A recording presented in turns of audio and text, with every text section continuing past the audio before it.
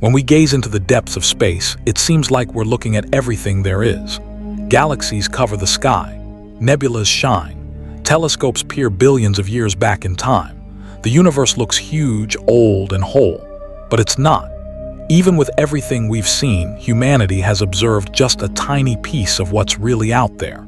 The observable universe might hold around 2 trillion galaxies, but we've actually found only a few tens of millions.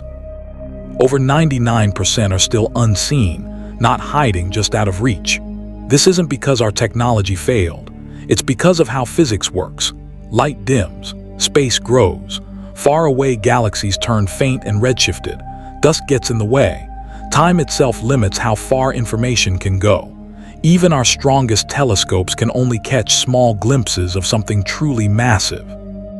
Tonight, we're diving into the invisible universe, the galaxies we've never spotted, the structures we can only guess at, and the enormous regions of space locked forever outside our cosmic boundary.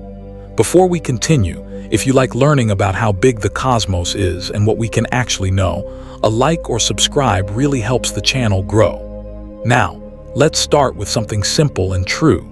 Even the universe we can see is mostly unexplored. For most of human history, galaxies couldn't be seen at all. The Milky Way was believed to be everything, a single island of stars floating in emptiness.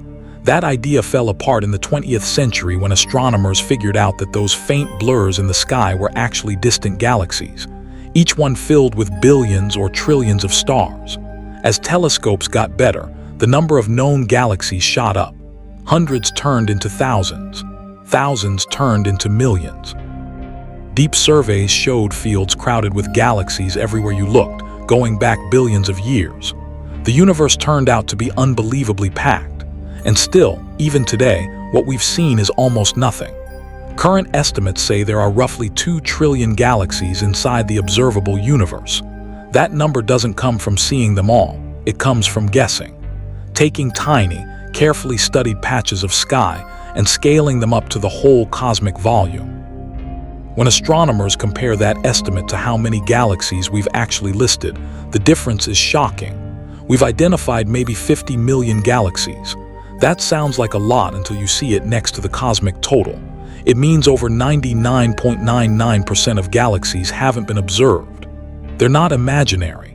They're real things made of stars, gas, dark matter, and maybe planets and life.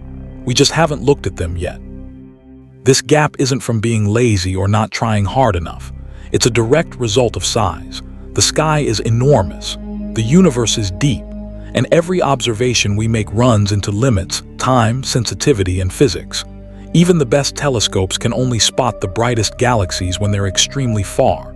Countless smaller, dimmer galaxies fade into the background, buried in the glow of the universe itself. Basically, astronomy is about sampling. We study tiny areas closely and figure out the rest from there. The invisible universe isn't empty. It's just uncounted. The main reason most galaxies stay unseen is surprisingly straightforward. They're too dim. Light spreads out while it travels. The farther away a galaxy is, the more its light thins across space. Even galaxies holding billions of stars become barely visible at extreme distances. Add in the expansion of the universe, which pulls light toward longer, redder wavelengths, and distant galaxies get even fainter. Eventually, their light slips past what our instruments can pick up. Time makes it worse. When we look far out, we're looking back to a time when many galaxies were smaller, lighter, and less bright than the ones near us now. Early galaxies often didn't have large groups of shining stars. Many were messy, full of gas, and bad at making light. They were everywhere but quiet. Dust adds another problem. Massive clouds of space dust soak up and scatter visible light, hiding galaxies behind thick curtains. Even whole sections of the sky get partly blocked by dust inside our own Milky Way, leaving blind spots where distant galaxies are hard or impossible to find. Then, there's the simple limit of telescope time. The sky holds more than 40,000 square degrees. Deep looks at just 1 square degree can need hundreds of hours of exposure. Mapping the whole sky that deeply would take centuries with what we have now. Astronomers have to pick. Go wide and shallow or narrow and deep. Either way, most galaxies slip through. The invisible universe isn't blocked by one thing. It's covered up by distance, faintness, dust, redshift, and time. Any one of these alone could be dealt with. Together, they make most of reality unreachable. Even if our telescopes could see perfectly, there'd still be a hard wall to what we can observe. This edge is called the cosmic horizon. The universe has a limited age. Light has only had about 13.8 billion years to move since the Big Bang. That means we can only see things whose light has had enough time to get here. Anything past that distance, no matter how big, bright, or important, stays invisible forever. But it's more complicated than just a simple bubble of vision. Because the universe is expanding, the farthest places we can see today are now much farther than the light travel time would suggest. Space itself stretched while the light was moving. Because of that, the observable universe stretches about 93 billion light years across. Even though the universe is only 13.8 billion years old, past that horizon sits more universe, possibly going on forever, but totally out of reach. No signal from those places will ever get to us. They're not just unseen, they're unseeable. This changes what the invisible universe really means. Some galaxies are unseen because our tools aren't good enough. Others are unseen because physics won't allow us to see them. Together, they create a massive domain of reality that affects cosmic structure, expansion, and growth, but stays beyond direct measurement.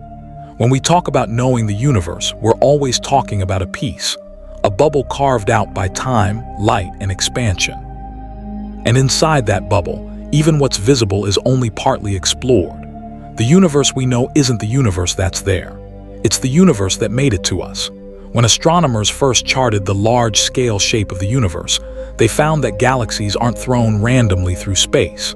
Instead, they follow a huge interconnected framework called the cosmic web.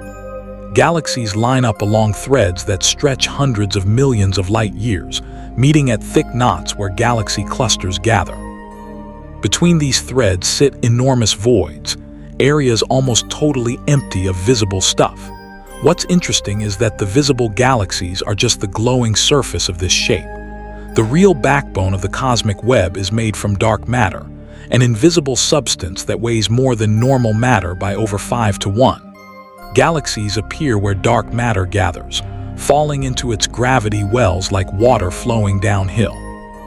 Without dark matter, the cosmic web would have never existed, and galaxies wouldn't be arranged the way we see them today.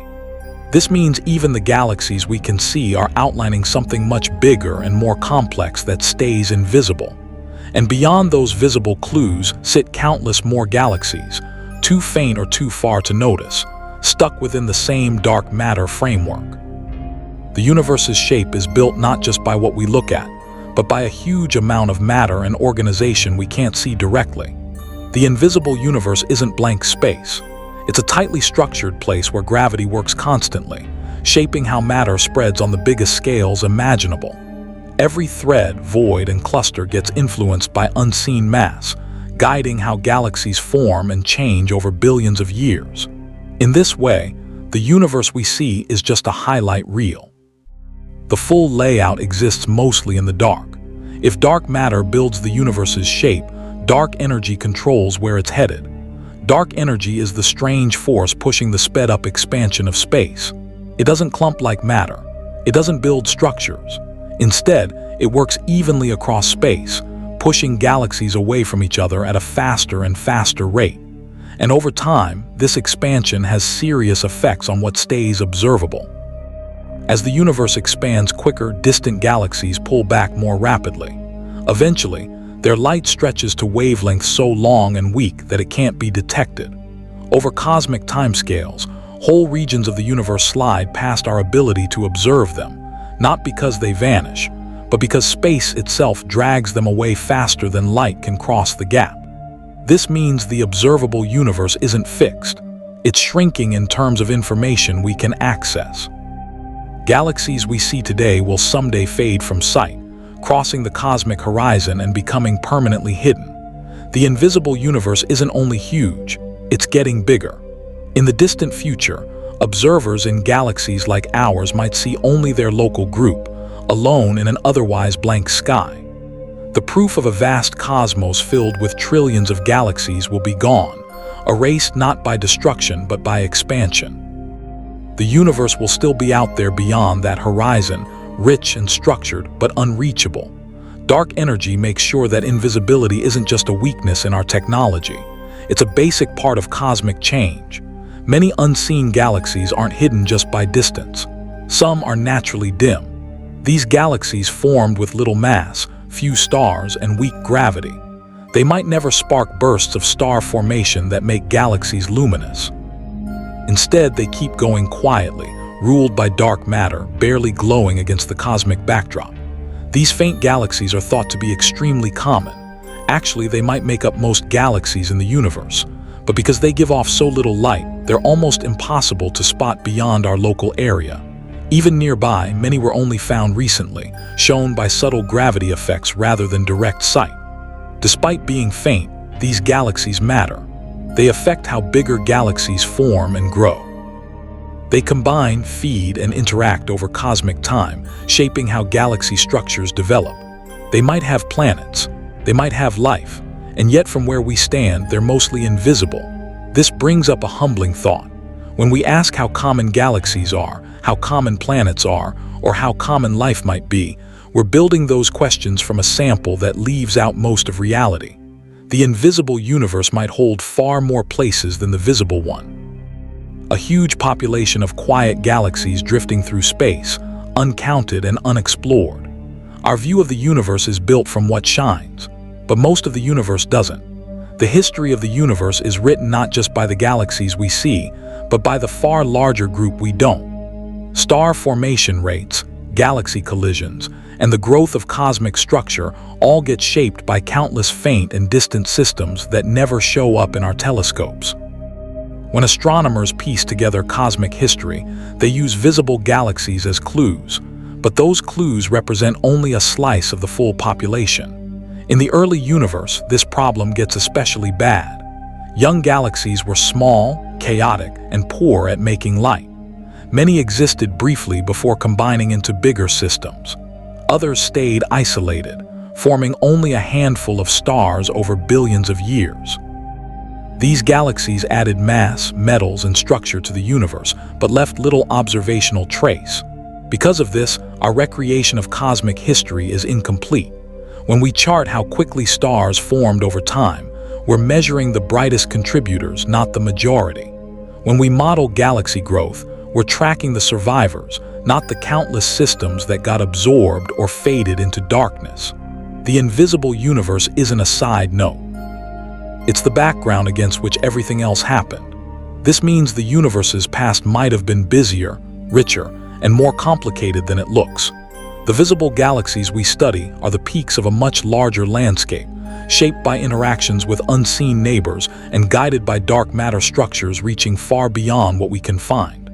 Cosmic history didn't just happen where light shines. It happened everywhere. The search for life beyond Earth is deeply affected by what we can and can't see. Most efforts focus on stars and galaxies that are bright, nearby, and well understood. But if most galaxies are faint, small, and unseen, then most possible homes for life might also sit beyond what we can observe. Planets form wherever stars form. If faint galaxies outnumber everything else, then they might host a huge number of stars and potentially planets that we've never recorded. These places might be very different from those in large, bright galaxies. They might be quieter, more alone, less likely to face disasters like supernovas or galactic crashes. In some cases, these conditions could be good for long-term biological stability. At the same time, the invisibility of these galaxies means that even if life is common, it might leave no signal we can detect. Advanced civilizations, if they exist in faint or distant galaxies, would get lost in the noise of cosmic expansion and redshift. Their signals would weaken, stretch, and disappear long before getting to us. This reshapes one of humanity's oldest questions. The silence we hear might not mean there's no life. It might just show how vast and unclear the universe really is. The cosmos might be filled with biology, spread across trillions of galaxies, most of which we can't see. Our inability to see them doesn't make them less real. It only shows the limits of our view. The invisible universe isn't just a problem for astronomy. It's a problem for imagination. There's a pull to think that with enough technology, everything can eventually be seen. But the universe doesn't give us that option. Some limits are forever. Expansion puts regions permanently out of reach. Time restricts how far light can go. And dark energy makes sure that invisibility will only grow as the universe ages. What this means is that cosmology will always be a science of guessing. We observe pieces and rebuild the whole. We catch patterns and stretch beyond them. The universe we describe isn't the universe in full. It's the universe as filtered through the laws of physics and the limits of observation. This doesn't make our understanding weak. It makes it careful.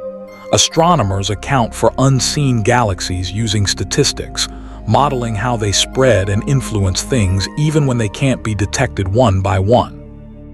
Dark matter and dark energy get included exactly because their effects can be measured, even when their nature stays hidden. The invisible universe isn't ignored.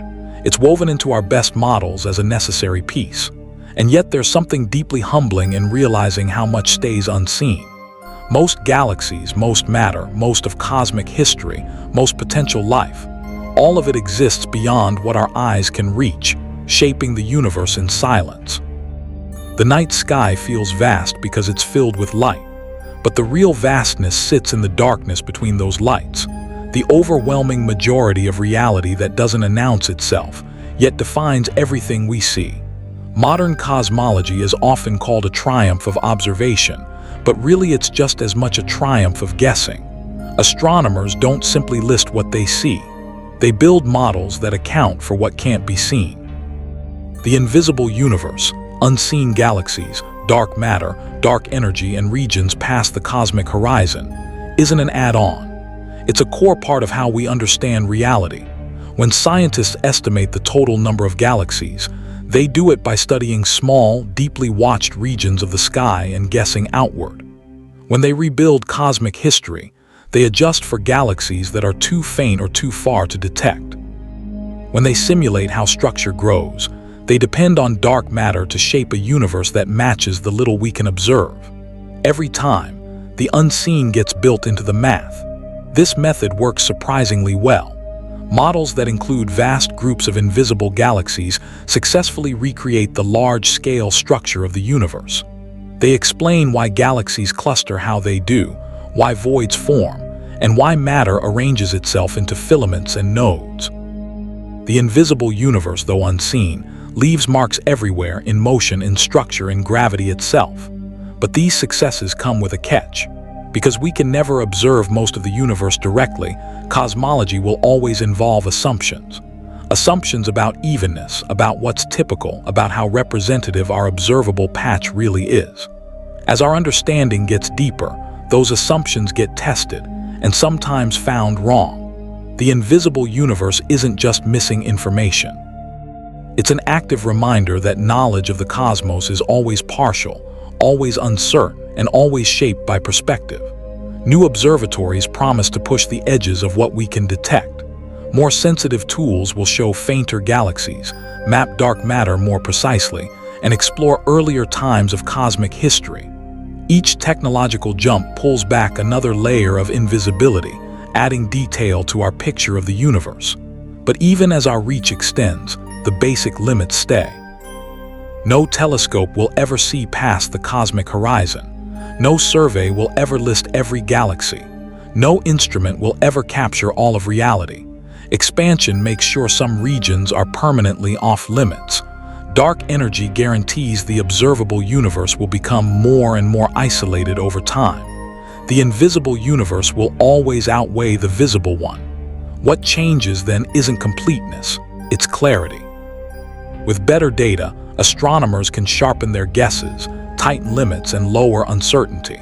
They can tell the difference between what's truly unknown and what's merely unseen. They can learn how to adjust for observational bias and understand how local conditions shape global conclusions. In doing this, they turn invisibility from a limitation into a tool, a guide to deeper understanding. The goal of cosmology isn't to see everything. It's to understand what seeing can never show directly. The invisible universe forces a kind of humility that few other sciences require. It reminds us that reality doesn't arrange itself around our ability to look at it. Most of existence unfolds beyond our reach, ruled by laws we can guess at but not fully witness.